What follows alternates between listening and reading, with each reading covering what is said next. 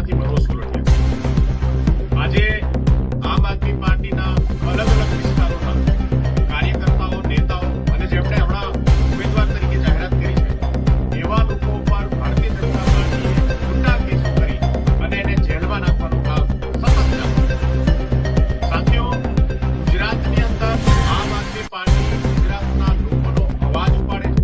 ગુજરાતના લોકોની વાત જે છે એ આ બેરા સત્તાધીશોના કાન સુધી પહોંચાડે છે। એ ભાજપને હવે ગમતું નથી અને એટલા માટે સુરતમાં ફરીથી એફઆઈઆર ચાલુ, વડોદરાની અંદર અમારા સાથીઓના નાની હોટલો પર છાપા મારી અને ખોટી રીતે દારૂ પીણો છે આવા મોટા મોટા કેસો બનાવવાની કોશિશ થઈ રહી છે।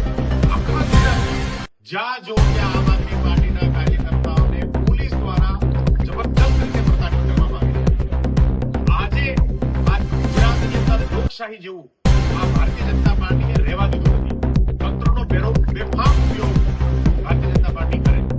મારે ગુજરાતના લોકોને અને આમ આદમી પાર્ટીના ક્રાંતિકારી સાથીઓને કહેવું છે કે આ સ્થાનિક સ્વરાજની ચૂંટણી, આ આમ આદમી પાર્ટી હવે કોઈ માત્ર પાર્ટી નહીં, આ એક સામાન્ય લડાઈ નહીં, આ આઝાદીની બીજી લડાઈ છે અને ભાજપની આ ગુલામી મુક્ત કરવાની લડાઈ છે। જેમ ગાંધીજી અંગ્રેજોની સામે લડતા હતા અને એના સાથીઓ ઉપર વારંવાર એફઆઈઆર થઈ, ઉપર લાઠીચાર્જ થયો, એમને જેલમાં નાખવામાં આવ્યા, એમ છતાંય ડરા વગર કેટલાક બુદ્ધિબળ લોકો જે છે એ ગાંધીજીની સાથે અંગ્રેજોની સામે લડતા હતા। એમ આજે આમ આદમી પાર્ટીનો નિષ્ઠાવાન કાર્યકર્તા, આમ આદમી પાર્ટીનો એવો કાર્યકર્તા જે ભાજપની સત્તાની સામે લડી રહ્યો છે અને મજબૂત થઈ રહ્યા છે।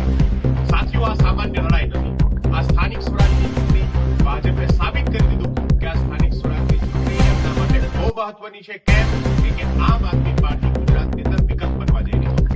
જ્યાં જો ત્યાં લોકો કહી રહ્યા છે કે ભાજપથી થાક્યા છે, ઘરે આવ્યા છે, એમના અત્યાચારો વધ્યા છે, એમના નેતાઓની લૂંટ વધી છે, ભ્રષ્ટાચાર થયો છે, એવા સમયની અંદર ગુજરાતની જનતા વિકલ્પની શોધમાં છે અને ભાજપ સત્તાનો દુરુપયોગ કરી, પોલીસનો દુરુપયોગ કરી ભારતીય જનતા પાર્ટી આજે આમ આદમી પાર્ટીને ખતમ કરવા માટે પ્રયત્ન કરી રહી છે। મારે ગુજરાતની જનતાને અને આમ આદમી પાર્ટીના કાર્યકર્તાને સંદેશ આપવો છે કે ડર્યા વગર